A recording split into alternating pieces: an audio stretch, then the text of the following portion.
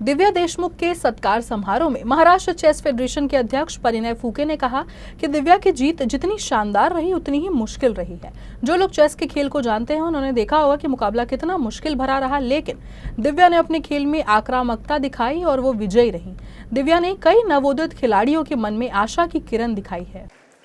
मला मी दिव्याचं ज्यावेळेस वाचत होतो आणि अनेक लोकांपासून ऐकत होतो की दिव्याचे आजोबा हे विनोबा भावांसोबत चेस खेळत होते असं मला कोणी सांगितलं। निश्चितच मला वाटतं त्यावेळेसपासून जो वारसा आहे त्याचाच निश्चित आज दिव्याला याचा फायदा झाला। आणि मी तिचा शेवटचे जे तुझा शेवटचा जो ट्रायब्रेक होता ते मी बघितलं आणि फार ॲग्रेसिव्हली दिव्या खेळत होती। आणि निश्चितच ॲग्रेसिव्ह आपण सगळे नागपूरचे लोक ॲग्रेसिव्ह असतो, कारण पत्रकार ज्यावेळेस दिव्याला विचारत होते की तुझी स्ट्रॅटेजी इतकी ॲग्रेसिव्ह कशी आहे, तर दिव्याने भले चांगलं उत्तर दिलं चेसच्या भाषेत, पण मी त्यांना सांगतो की दिव्या ही ॲग्रेसिव्ह, नागपूरचे लोक तसे ॲग्रेसिव्ह असतात, त्यांना ॲग्रेसिव्हलीच खेळून ती जिंकली।